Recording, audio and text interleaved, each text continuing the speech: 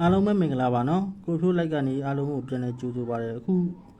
ကျွန်တော်ရဲ့ like ကိုအမြဲတမ်းကြည့်နေတဲ့ညီကိုမောင်နှမတွေရောတခါမှမကြည့်ဘူးသေးတဲ့အကိုတွေမှရောနော်ကျွန်တော် like ကိုပြီးဆုံးအောင်ကြည့်ပေးပါကျွန်တော် like ကိုပြီးဆုံးအောင်ကြည့်လို့အကျိုးမရောက်စေရပါဘူးနော်အကုန်လုံးအတွက်ကိုကျွန်တော်ကောင်းအောင်ကြိုးစားပေးထားပါတယ်အခုကြည့်နေတဲ့ညီကိုမောင်နှမတွေအကုန်လုံးပေါ့နော်တယောက်မကြမ်းတယောက်တွေ့တယ်တယောက်လိုင်းရ share လေးနဲ့ကူညီပေးကြပါနော်ကျွန်တော်ရှေ့လာမယ့်ဘက်တွေအကောင်းဆုံးကြိုးစားပေးထားပါတယ်နော်အဲ့တော့ဘယ်လိုတွေရှိကြလဲလိုင်းရ share လေးအသေးလေးလက်မလေးရောက်ချက်စီနှိပ်ပေးကြပါကျွန်တော်တို့တောက်ကြနေညပုံမှန်ပေါ့နော်လွှင့်နေကြအတိုင်းပဲတောက်ကြနေည8 နာရီမှာတပတ်စာကလန်ဒါခန့်မှန်းချက်နဲ့ရှေ့လာမယ့်ပွဲမှာဘာကြီးလာမလဲဆိုတော့ကျွန်တော်ခန့်မှန်းပေးတော့မှာဖြစ်ပါတယ်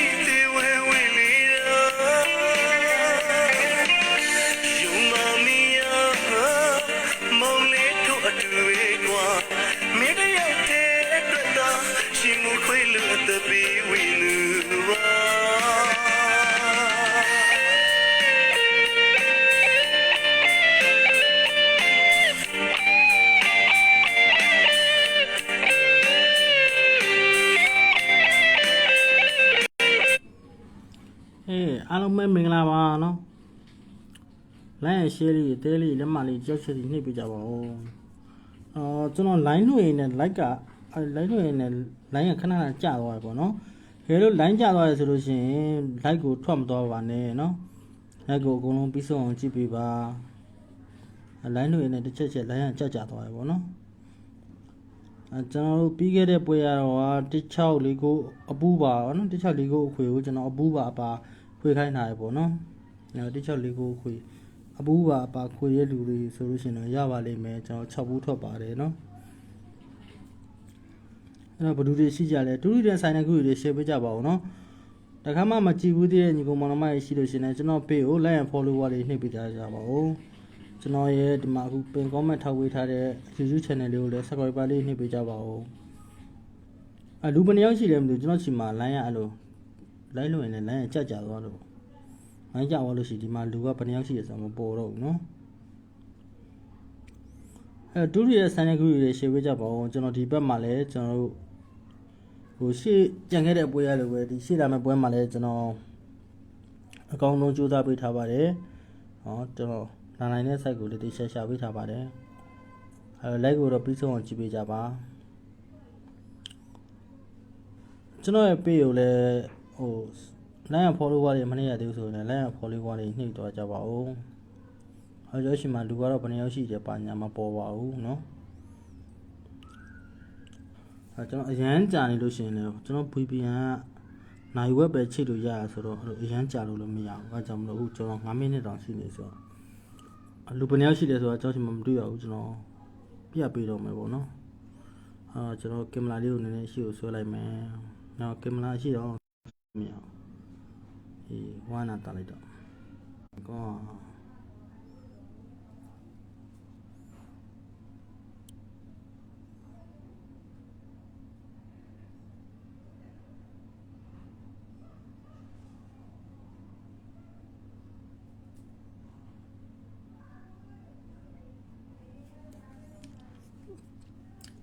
လိုက်ကလိုင်းရအဲ့လိုကြသွားတယ်ကျွန်တော်ကိုယ်မှာဘာလဲမသိဘူး MPD နဲ့လည်းမကောင်းမိုက်တဲနဲ့လည်းမကောင်းနဲ့ဘလို့နဲ့ဘာနဲ့အောင်ထွန်းအောင်စိတ်ဖြုတ်ကောင်းလိုင်းရလည်းဘာဖြစ်နေလဲမသိဘူ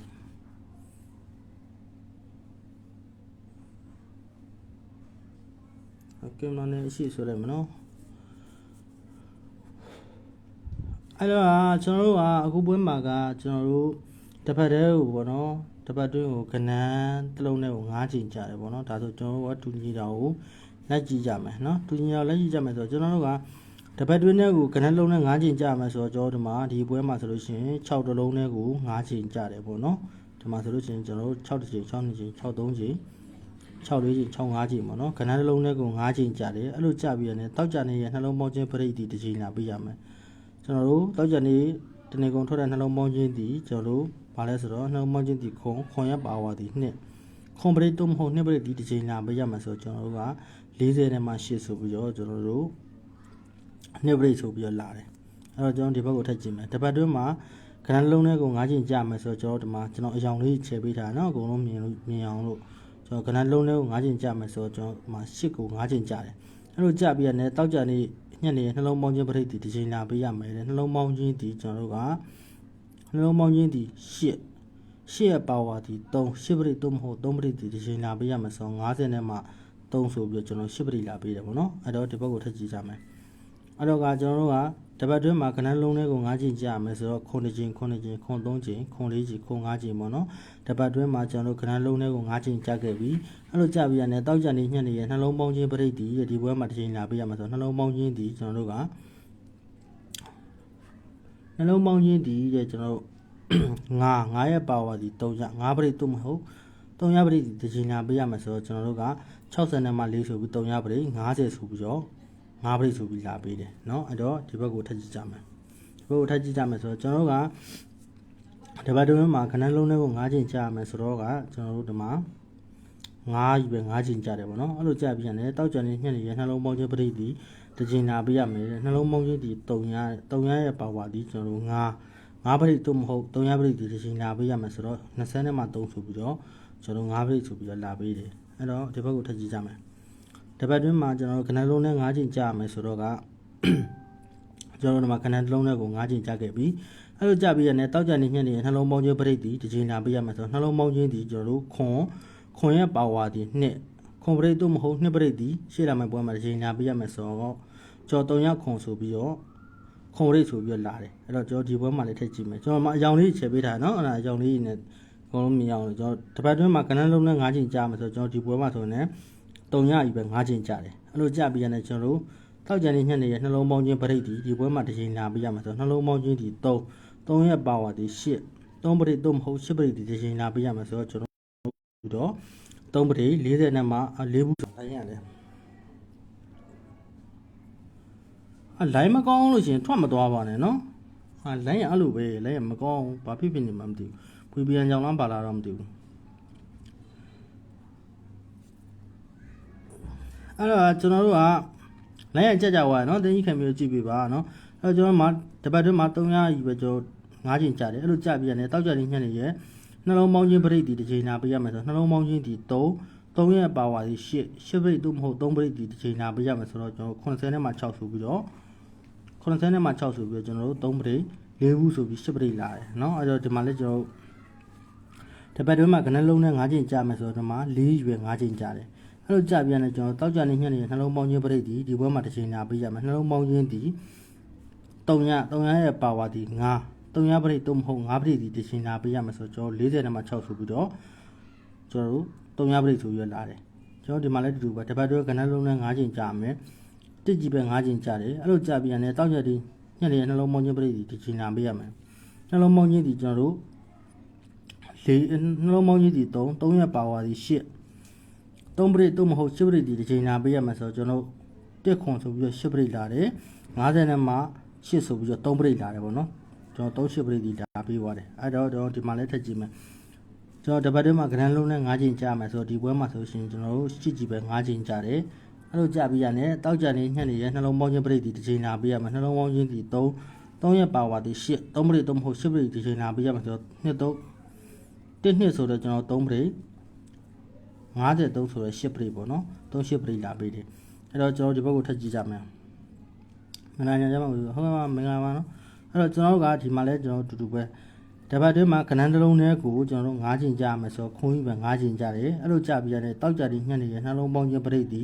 ဒီပွဲမှာတစ်ချိန်နာပေးရမယ်ဆိုတော့ကျွန်တော်တို့နှလုံးပေါင်းခြင်းဒီ1ရက်ပါဝါဒီ6တောက်ကြနေညှက်နေရနှလုံးပေါင်းခြင်းเนาะကျွန်တော်တို့အဝိုင်းလေးတွေဝိုင်းပေးထားတယ်အဲ့ဒါက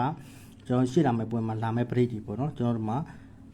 ဒီမှာဆိုလို့ရှိရင်လည်းကျွန်တော်တောက်ကြနေညှက်နေရနှလုံးပေါင်းခြင်းပရိဒီဒီပွဲမှာတစ်ချိန်နာပေးရမယ်နှလုံးပေါင်းခြင်းဒီကျွန်တော်1เนาะ sorry เนาะနှလုံးပေါင်းခြင်းဒီနှလုံးပေါင်းခြင်းဒီကျွန်တော်တို့3ရရဲ့ပါဝါဒီ9 3ရပရိတော့မဟုတ်9ပရိချိန်နာပေးရမယ်ဟောကျွန်တော်ဒီဘွဲမှာကဟောဒီနေ့မှာကျွန်တော်305ဆိုပြီးတော့ကျွန်တော်တို့305ပရိဆိုပြီးလာပေးသွားတယ်အဲ့တော့ကျွန်တော်အခုပွဲပေါ့နော်အခုပွဲမှာဆိုရှင်တူညီတာဘာရှိလဲဆိုတော့တပတ်တွင်းမှာကဏ္ဍလုံးတွေကို9ချိန်ကြာမှာဆိုတော့ကျွန်တော်6ချိန်6နှစ်ချိန်6 3ချိန်6 4ချိန်6 5ချိန်ဆိုပြီးတော့ကျွန်တော်တို့တပတ်တွင်းမှာကဏ္ဍလုံးတွေကို9ချိန်ကြာခဲ့ပြီဒါဆိုလို့ရှိရင်ကျွန်တော်ရှေ့အပင်ရနေလို့ပဲကျွန်တော်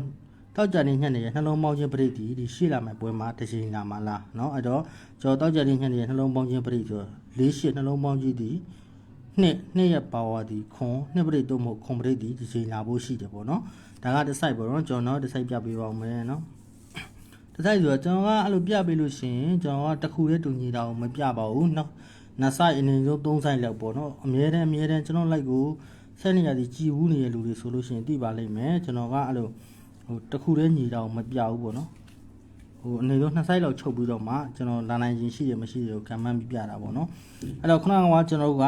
တပတ်တွင်းမှာကကဏ္ဍလုံးတွေကို9ချိန်ကြာပြီးရတယ်တောက်ကြနေညှက်နေရနှလုံးပေါင်းခြင်းပရိဒီရှေ့လာမယ့်ပုံမှာတစ်ချိန်လာရမယ်ပေါ့နော်ဒါကတစ်ဆိုင်ပေါ့နော်အခုကကြတော့ကျွန်တော်တို့ကတပတ်တွင်းမှာပရိတစ်ခုတည်းကို3ချိန်ကြာရမယ်တဲ့ကျွန်တော်တို့28ပေါ့နော်ကျွန်တော်တို့28ဆိုတော့3ညပရိ46ဆိုတော့3ညပရိခွန်3ဆိုတော့3ညပရိဟုတ်ပြီဒါဆိုရင်တပတ်တွင်းမှာကျွန်တော်တို့ပရိတစ်ခုတည်းကို3ချိန်ကြာတယ်အပူလည်းတစ်ချိန်ကြာပြရမယ်ဆိုတော့10ဘူးဆိုပြီးတော့ကြာတယ်တပတ်တွင်းမှာပရိတစ်ခုတည်းကို3ချိန်ကြာတယ်အပူလည်းတစ်ချိန်ကြာတယ်အဲ့လိုကြာညှက်နေရနှလုံးပေါင်းခြင်းပရိဒီကျွန်တော်အကူဒီမယူအားနာပါเนาะလိုင်းရဲ့ကြတော့လို့เนาะအဲ့လို MPD နဲ့လွှင့်လဲအဆင်မပြေမှကျန်လို့လည်းအဆင်မဖြစ်နေဆိုလိုင်းကြဝိုင်းတကြီးခံမျိုးကြည့်ပေးပါเนาะကြည့်နေနေအဲ့လိုလိုင်းကြပြီးထောက်သွားလို့ရှိရင်အဲ့မှာထောက်သွားလို့ဖြစ်လိမ့်မယ်เนาะအားကြောင့်မလို့ကျွန်တော်ပြန်ပြန်ကြည့်ပေးပါเนาะအဲ့တော့ကကျွန်တော်တို့ကဒီမှာဒီဘက်တွင်းမှာပရိခုတွေကို3ချိန်ကြာတယ်အပူတစ်ချိန်ကြာတယ်အဲ့လိုကြာပြီးရင်တောက်ကြနေညှက်နေရနှလုံးပေါင်းခြင်းပရိဒီလာပေးရမယ်တဲ့နှလုံးပေါင်းခြင်းဒီ6 3နှလုံးပေါင်းခြင်းဒီနှစ်ရပါဝါဒီခွန်နှစ်ပရိသို့မဟုတ်ခွန်ပရိဒီတစ်ချိန်လာပေးရမယ်ကျွန်တော်တို့တစ်ဘူးဆိုပြီးတော့နှစ်ပရိလာတယ်ဒါဆိုရှင်ဒီဘက်ကိုထပ်ကြည့်ကြမယ်ဒီဘက်ကိုထပ်ကြည့်ကြမယ်ဆိုတော့ဒီဘက်တွင်းမှာကျွန်တော်ပရိတစ်ခုတွေကို3ချိန်ကြာရမယ်တဲ့ကျွန်တော်တို့ဒီမှာဆိုရှင်8 3တစ်ပရိ8 3တစ်ပရိကျွန်တော်တို့6 5တစ်ပရိ3ရက်တစ်ပရိเนาะအဲ့တော့တပတ်တွင်းမှာပရိခုတွေကို3ချိန်ကြာတယ်အဲ့တော့အပူလေးတစ်ချိန်ကြာပေးရမှာဆို5ဘူးဆိုပြီးကြာတယ်တပတ်တွင်းမှာပရိခုတွေကို3ချိန်ကြာအပူလေးတစ်ချိန်ကြာအဲ့လိုကြာပြီးရင်တောက်ကြပြီးညှက်နေရနှလုံးပေါင်းခြင်းပရိဒီတဲ့တစ်ချိန်နာပေးရမယ်နှလုံးပေါင်းခြင်းဒီကျွန်တော်တို့1ရက်ပါဝါဒီ6တစ်ပရိတော့မဟုတ်6ပရိဒီတစ်ချိန်နာပေးရမယ်ဆိုတော့ကျွန်တော်90နဲ့မှ2ဆိုပြီးတော့90နဲ့မှ2ဆိုပြီးတော့ကျွန်တော်တို့တစ်ပရိ10ဘူးဆိုပြီးတော့6ပရိเนาะမင်္ဂလာသားကြီးဟုတ်ကဲ့ပါမင်္ဂလာပါနော်မင်္ဂလာညချမ်းပါကိုဆိုးဟုတ်ကဲ့ပါမင်္ဂလာပါနော်အဲ့တော့ကျွန်တော် live ဝင်နေကြသွားလို့ရှိရင်တင်းကြီးခံပြီးကြည့်ပေးပါနော် line ကြသွားလို့ပါနော်အဲ့တော့ကျွန်တော်ကဒီပွဲမှာလဲကျွန်တော်တို့ တစ်6ပရိလာပေးတယ်ပေါ့နော်ဒါဆိုရင်ကျွန်တော်ဒီဘက်မှာထပ်ကြည့်ကြမယ်ဒီဘက်မှာထပ်ကြည့်ကြမယ်ဆိုတော့တပတ်တွင်းမှာပရိတစ်ခုကို3ချိန်ကြပေးရမှာဆိုတော့1ခွန်ဆိုတော့ကျွန်တော်10ပရိ9 3ဆိုတော့10ပရိ2 6ဆိုတော့10ပရိဟုတ်ပြီတပတ်တွင်းမှာပရိတစ်ခုတွေကို3ချိန်ကြပြီเนาะအဲ့တော့ပရိတစ်ခုတွေကိုကျွန်တော်3ချိန်ကြပြီเนาะအဲ့လိုကြပြီးရတယ်ကျွန်တော်အပူလည်းတစ်ချိန်ကြပေးရမှာဆိုတော့အပူဆိုပြီးတော့တစ်ချိန်ကြတယ်အဲ့တော့ပရိတစ်ခုတွေကို3ချိန်နဲ့ကြတယ်ကျွန်တော်အပူလည်းတစ်ချိန်ကြတယ်အဲ့လိုကြပြီးရတယ်တောက်ကြနေညက်နေနှလုံးပေါင်းခြင်းပရိတစ်ချိန်လာပေးရမယ်နှလုံးပေါင်းခြင်းဒီခွန်ရဲ့ပါဝါဒီနှစ်ခွန်ပရိတို့မဟုတ်နှစ်ပရိတစ်ချိန်လာပေးရမယ်ခွန်ပရိနှစ်ပရိဆိုပြီးလာပေးရနော်အဲ့တော့ဒီဘက်ကိုထပ်ကြည့်ကြမယ်နော်ဒီဘက်ကိုထပ်ကြည့်မယ်ဆိုတော့ကျွန်တော်တို့ကဒီဘက်တွင်းမှာပရိတစ်ခုရဲ့3ချိန်ကြာမယ်လေ4 3ခွန်ပရိ3 5ခွန်ပရိ5 2 5ခွန်ပရိပေါ့နော်အဲ့တော့ပရိတစ်ခုရဲ့ကို3ချိန်ကြာတယ်အဲ့တော့အပူလေးတစ်ချိန်ကြာပေးရမယ်ဆိုခွန်ဘူးဆိုပြီးကြာတယ်ပရိတစ်ခုရဲ့ကို3ချိန်ကြာတယ်ကျွန်တော်တို့ကအပူလေးတစ်ချိန်ကြာတယ်အဲ့လိုကြာပြီးရတယ်တောက်ကြနေညှက်နေရနှလုံးပေါင်းခြင်းပရိဒီတစ်ချိန်လာပေးရမယ်တဲ့နှလုံးပေါင်းခြင်းဒီကျွန်တော်တို့ကဘာလဲဆိုတော့4 5နှလုံးပေါင်းခြင်းဒီ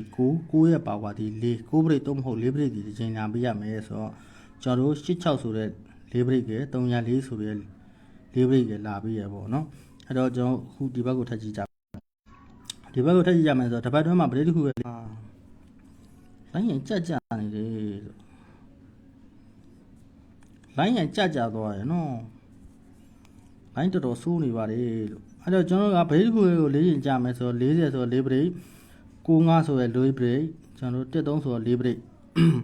ိပရိတစ်ခုတွေကို3ချိန်ကြတယ်ကျွန်တော်တို့ကအပူတဲ့တစ်ချိန်ကြပြရမှာဆိုတော့5ဘူးဆိုပြီးကြတယ်ပရိတစ်ခုတွေကို3ချိန်ကြအပူတစ်ချိန်ကြအဲ့လိုကြပြရတယ်တောက်ကြနေညနေနှလုံးပေါင်းခြင်းပရိတစ်ချိန်လာပြရမယ်5 8နှလုံးပေါင်းခြင်းဒီ3ရဲ့ပါဝါဒီ8 3ပရိတော့မဟုတ်10ပရိတစ်ချိန်လာပြရမယ်ဆိုတော့ကျွန်တော်303ဆိုပြီးလာပေးတယ်အဲ့တော့ကျွန်တော်ဒီဘက်ကိုထပ်ကြည့်ကြမယ်တပတ်တွင်းမှာပေါ့နော်ပရိတစ်ခုတွေကို3ချိန်ကြမယ်ဆိုတော့1ခွန်ဆိုတော့10ပရိ9 3ဆိုတော့10ပရိ308ဆိုတော့10ပရိအဲ့တော့ကျွန်တော်ပရိတစ်ခုရဲ့3ချိန်ကြပြီအပူလေးတစ်ချိန်လာပေးရမယ်ဆိုတော့10ဘူးဆိုပြီးလာတယ်ပရိတစ်ခုရဲ့ကို3ချိန်ကြအပူလေးတစ်ချိန်ကြအဲ့လိုကြပြရတယ်တောက်ကြနေညှက်နေနှလုံးပေါင်းခြင်းပရိဒီကျွန်တော်တစ်ချိန်လာပေးရမယ်နှလုံးပေါင်းခြင်းဒီ10ရဲ့ပါဝါဒီကျွန်တော်3 10ပရိတော့မဟုတ်3ပရိဒီချိန်လာပေးရမယ်ဆိုတော့20နဲ့မှ1ဆိုပြီးတော့3ပရိလာတယ်ဒါဆိုရင်ဒီမှာလဲကျွန်တော်တူတူပဲပေါ့နော်တပတ်တွင်းမှာပရိတစ်ခုရဲ့3ချိန်ကြာမယ်51 6ပရိခွန်9 6ပရိ2 4 6ပရိဟုတ်ပြီပရိတစ်ခုရဲ့ကို3ချိန်ကြာအပူလေးတစ်ချိန်ကြာမယ်ဆိုတော့6ဘူးဆိုပြီးတော့ကြာတယ်ပရိတစ်ခုလည်း3ချိန်ကြာတယ်ကျွန်တော်အပူလေးတစ်ချိန်ကြာတယ်အဲ့လိုကြာပြီးရင်တောက်ကြနေညှက်နေရနှလုံးပေါင်းခြင်းပရိဒီတစ်ချိန်လာပေးရမယ်နှလုံးပေါင်းခြင်းဒီကျွန်တော်1ရဲ့ပါဝါဒီ6ပရိတို့မဟုတ်6ပရိဒီတစ်ချိန်လာပေးရမယ်ဆိုတော့ကျွန်တော်ကဒီမှာ356ဆိုပြီးတော့လာပေးရပေါ့နော်ဟော60ဆိုပြီးတော့ကျွန်တော်လာတယ်21ဆိုပြီးတော့ကျွန်တော်လာတယ်ပေါ့နော်ကျွန်တော်ကဒီမှာပါလဲဆိုတော့အဲ့တော့အခုပွဲပေါ့နော်လိုင်းနဲ့တော့ငါတော်တော်စိတ်ညစ်နေပါပြီကွာအဲ့တော့ကကျွန်တော်အခုပွဲပေါ့နော်အခုပွဲမှာလဲကျွန်တော်ကပရိတစ်ခုတည်းကို3ချိန်ကြာရမယ်ဆိုတော့ကကျွန်တော်ကဒီမှာ2ပရိကျွန်တော်2ပရိဆိုပြီးတော့ပရိတစ်ခုတည်းကို3ချိန်ကြာပြီပေါ့နော်အဲ့တော့ဟုတ်ပြီပရိတစ်ခုတည်းကို3ချိန်နဲ့ကြာပြီအပူလေးတစ်ချိန်ကြာပြီရမယ်ဆို6ဘူးဆိုပြီးကြာတယ်အဲ့တော့ပရိတစ်ခုလေး3ချိန်ကြာပြီအပူလေးတစ်ချိန်ကြာပြီအဲ့လိုကြာပြီရတဲ့တောက်ကြနေညက်နေရနှလုံးပေါင်းခြင်းပရိဒီမှာတစ်ချိန်လာဖို့ရှိရပေါ့နော်အဲ့တော့40နဲ့မှ8ပေါ့နော်48ဆိုတော့ကျွန်တော်တို့ကနှလုံးပေါင်းခြင်းဒီ2ပေါ့နော်2ရဲ့ပါဝါဒီခွန်ပေါ့ရှင်းလာမယ်ပေါ့ကွာ2ပရိတော့မဟုတ်ခွန်ပရိဒီတစ်ချိန်လာဖို့ရှိပါတယ်အဲ့တော့2ခွန်ပရိပေါ့နော်ကျွန်တော်တို့ကခွန်ပရိရှေ့လာမယ့်ပွဲမှာကျွန်တော်ကိုယ်မှာပရိဝါဒနာပါတဲ့ကိုယ်ဒီမှာတွေအဲ့တော့နှစ်ပရိကြီးပဲတက်လာခြင်းမှလာလိမ့်မယ်ခွန်ပရိကြီးပဲတက်လာခြင်းမှလာလိမ့်မယ်ဒါပေမဲ့နှစ်ပရိတော့မဟုတ်ခွန်ပရိဒီတစ်ချိန်လာဖို့ရှိပါတယ်ပေါ့နော်နှစ်ခွန်ပရိပေါ့အဲ့တော့ကိုယ်မှာတကယ်လို့ဟိုပရိဝါဒနာပါတဲ့ကိုယ်ဒီမှာရှိလို့ရှင်လိုက်ပရိကလေးကိုထိုးလို့ရပါတယ်နော်ဝါဒနာမှာပါတဲ့ကိုယ်ဒီမှာတကယ်လို့ကိုယ်မှာဝမ်းချင်းလေးပါလေးရှိရဆိုလို့ရှင်ကိုယ်မှာတကယ်လို့ဝမ်းချင်းရှိရဆိုလို့ရှင်ကိုယ့်ရဲ့ဝမ်းချင်းလေးနဲ့ကိုယ့်ဘောက်ကိုကတ်ပြီးတော့ထိုးပေါ့နော်ဝမ်းချင်းမရှိရကိုယ်ဒီမှာရလဲကျွန်တော်ရဲ့နှစ်ခွန်ပရိကိုလိုက်ကစားလို့ရပါတယ်အဲ့တော့ကျွန်တော်ကဗဇက်ထဲကိုလေတိုးတဲ့ကနန်းပေးတာမဟုတ်ပါဘူးကျွန်တော်ကိုယ်ဒီမှာ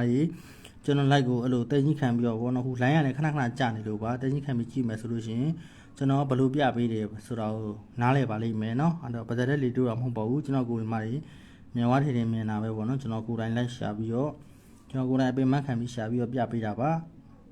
ကလန်လာဆိုင်နေပေါ့နော်ကြိုက်တဲ့ကိုယ်ဒီမှာရှင်ကစားလို့ရပါတယ်အဲ့တော့ကျွန်တော်ပြီးခဲ့တဲ့ပွဲရတော့ကပြီးခဲ့တဲ့ပွဲတော့ကကျွန်တော်1649အပူပါခွေပါဆိုပြီးတော့ကျွန်တော်ပေးထားခဲ့တယ်ပေါ့နော်အဲ့ဒါကကျွန်တော်ကိုယ်ဒီမှာအပူပါလိုက်ခွေတယ်ဆိုလို့ရှိရင်6ပူးမှရပါလိမ့်မယ်အခုလာမယ့်ပွဲရတော့ကျွန်တော်တို့ရှေ့လာမယ့်ပွဲတော့ပေါ့နော်ရှေ့လာမယ့်ပွဲတော့ကတော့29ရက်နေ့ကနေကျွန်တော်တို့30ရက်နေ့ထိကိုပေါ့နော်29ရက်နေ့ကနေ30ရက်နေ့ထိကိုအဲ့တော့ပရိဝါဒနာပါတဲ့ကိုဒီမကြီးနှစ်ခွန်ပရိတ်ကိုမွေးထုတ်ပါနော်နှစ်ပရိတ်သို့မဟုတ်ခွန်ပရိတ်ဒီလာဖို့တခြင်းရှိပါတယ်အဲ့တော့ကျွန်တော်ပြောချင်တာကပရိတ်ဒီပါလဲဆိုလို့ရှိရင်လည်းကျွန်တော်တို့ကမှနှစ်ပရိတ်ခွန်ပရိတ်ဆိုပြီးတော့လာတယ်နှစ်ပရိတ်ဆိုပြီးတော့လာတယ်ရှင်းလာမယ့်ပွဲမှာလည်းနှစ်ခွန်ပရိတ်လာဖို့ရှိတယ်နောက်ပြီးတော့တစ်ခုတတိထားစီချင်တာကတကယ်လို့ကျွန်တော်ကိုဒီမကြီးကကျွန်တော်ပြပေးထားတဲ့အတိုင်းပေါ့နော်နှစ်ခွန်ပရိတ်ကိုကစားတယ်တကယ်လို့နှစ်ပရိတ်သို့မဟုတ်ခွန်ပရိတ်တခြင်းကြပြီးသွားလို့ရှိရင်ပေါ့နော်နှစ်ပရိပဲကြခွန်ပရိပဲကြနှစ်ပရိကြပြီးသွားတာနဲ့ကျွန်တော်ခွန်ပရိမကြသေးလို့ဆိုပြီးတော့ခွန်ပရိကိုလည်းလိုက်မနေနဲ့ပေါ့နော်အဲ့တော့နှစ်ပရိသို့မဟုတ်ခွန်ပရိတစ်ချိန်ကြပြီးရတဲ့ဒါကျွန်တော်တပတ်စာလိုက်လွှင့်ထားတာပြီးသွားပြီပေါ့နော်နောက်ပြီးတော့တခုတတိပေးချင်တာကကျွန်တော်တို့ကဟိုဒီအတိုင်းပဲပေါ့နော်ဒီပွဲရခဏန်းဒီပွဲမှာပြန်ဖို့ရှိတယ်ဘယ်လိုခဏန်းပြန်မှာလဲဆိုတော့ကျွန်တော်တို့ဒီမှာ63ခု98 36ကျွန်တော်တို့36ကကြာပြီးသားပြီပဲထားပါတော့နော်63ခု98 68နှစ်ကို6ဘူ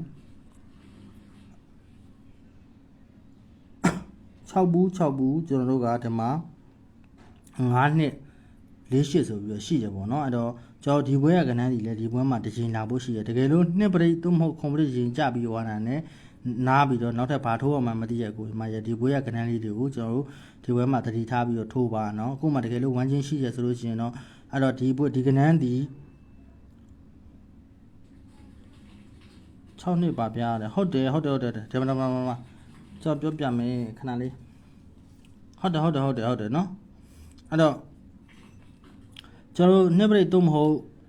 ခွန်ပရိလာဖို့ရှိတယ်အဲ့နှစ်ပရိကိုခွန်ပရိကိုတစ်ချိန်လာပြီးသွားတဲ့တပိုင်းနဲ့ကျွန်တော်တို့ကကျွန်တော်ဒီဘွဲခဏဒီဘွဲမှာတစ်ချိန်ပြန်လာဖို့ရှိတယ်ပေါ့နော်အဲ့တော့ခဏပြန်အောင်လည်းသတိထားပါအဲ့တော့ပြောချင်တာကကျွန်တော်ရဲ့ like ကိုတစ်ခါမှမကြည့်ဘူးတဲ့ကိုဒီမှရှိလို့ရှိရင်ကျွန်တော်ရဲ့အခုဒီကိုဖြိုးနဲ့ဒူးချစ်သူများဆိုတဲ့ page ကို follow လေးနှိပ်သွားကြပါเนาะအဲ့တော့ကျွန်တော်တောက်ကြနေညပုံမှန်မျိုးကျွန်တော် calendar site နဲ့တပတ်စာခန့်မှန်းချက်เนาะအဲ့တော့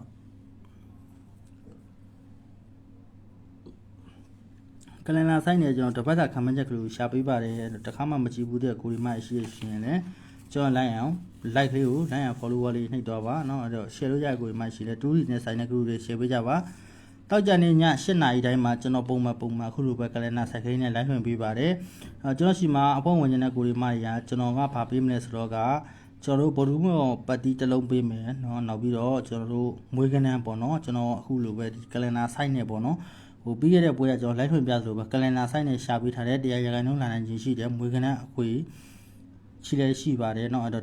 ဘော်ဒူးကျော်ပတ်တီလည်းရှိတယ်ပေါ့เนาะအဲ့တော့900တဲ့ပတ်စာလုံးကိုအဖွဲ့ဝင်နေတဲ့ကိုဒီမကြီးက900တဲ့ပတ်စာလုံး2000နဲ့အဖွဲ့လာဝင်လို့ရပါတယ်ကျွန်တော်ဖုန်းနံပါတ်ဒီ43လုံး2ခုလေး2ခု3ရပဲသုံးပါတယ်ဖုန်းတိုင်းရိုက်ခေါ်ဆိုပါသုံးမဟုတ် Viber နဲ့လာပြီးတော့အဖွဲ့ဝင်လို့ရပါတယ်900တဲ့ပတ်စာလုံးကိုကျွန်တော်2000ပါเนาะကျွန်တော်တကယ်လို့ကျွန်တော်နဲ့လက်မတွဲဘူးတဲ့ကိုဦးရီမကြီးရောတကယ်လို့ကန်ဆက်ပြီးတော့လက်လာတွဲမယ်ဆိုလို့ရှိရင်ကျွန်တော်စနေတနင်္ဂနွေတနေ့နေ့မနက်ထိလက်ခံပေးပါတယ်เนาะကျွန်တော်ဒီဖုန်းနံပါတ်တစ်လုံးမသုံးပါတယ်ကျွန်တော်ဖုန်းနံပါတ်ဒီကျွန်တော်မဟုတ်ပ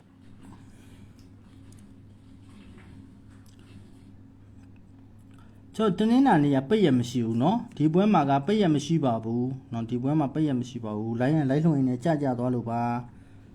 ဒီပွဲမှာကပိတ်ရမရှိဘူးเนาะဒီပွဲမှာကပိတ်ရမရှိပါဘူးကျွန်တော်တူးဒီဆော်မှာဝင်ကြည့်တာတော့ပိတ်ရမတွေ့ပါဘူးเนาะရှင်းလာမယ့်ပွဲမှာပေါ့เนาะကျွန်တော်29ရက်နေ့3ရက်နေ့အထိကိုပိတ်ရမရှိပါဘူးเนาะ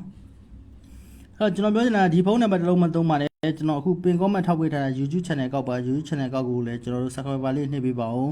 းကျွန်တော် line နဲ့အပေါ်မှာ Telegram channel ရှိပါတယ် Telegram channel ကိုလည်းဟိုလာ join ကြပါဦးเนาะအဲ့တော့အခုကြည့်နေကိုဒီမရေရောကျွန်တော်ရဲ့လူဟောင်း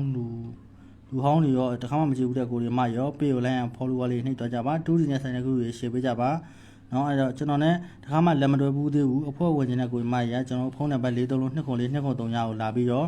ဆက်သွယ်ပြီးအဖွဲ့ဝင်လို့ရပါတယ်ငါရဲ့တစ်ပတ်စာလုံး2000ပါနော်ကျွန်တော်ဒီဖုန်းနံပါတ်တစ်လုံးမှသုံးပါတယ်နောက်ပြီးတော့ကျွန်တော်အဖွဲ့ဝင်တဲ့ကိုဒီမတွေကိုကျွန်တော်ကလန်နာ site နဲ့ရှာပေးထားတဲ့တရားရခိုင်နှုန်းဒါလန်ကြီးရှိတဲ့မွေးကနခွေပြီးမှဖြစ်ပါတယ်ကဲအားလုံးပဲဖိုင်မှာကျွန်တော်ရှေ့လာမယ်ပွဲတောက်ကြနေည8 နာရီမှာပြန်တွေ့ကြမယ်ပေါ့နော်ဒီကြားထဲမှာမှကျွန်တော်ကဒီလိုကလန်နာ site ကလေးနဲ့ပဲဖြစ်ဖြစ်ကျွန်တော်ရဲ့ဒီ letterbox site နဲ့ပဲဖြစ်ဖြစ်ပေါ့နော်ကျွန်တော်ကနန်းအပိုင်လေးရလို့ရှိရင်ကျွန်တော်လိုက်တက်လွှင့်ပေးပါမယ်เนาะအဲ့တော့ဘယ်နေ့ပဲချင်းလို့ပြောလို့မရအောင်ဒါပေမဲ့ပုံမှန်ကတော့တောက်ကြနေည8 နာရီတိုင်းပုံမှန်ကျွန်တော်အခုလိုပဲကလန်နာ site နဲ့တစ်ပတ်စာခံမှန်းချက်ကလေးကိုပြပေးပါတယ်เนาะအဲ့တော့ဒီ page လေးကိုလည်း like and follow လေးနှိပ်ယူသွားကြပါဦးဘိုင်ဘိုင်ပါ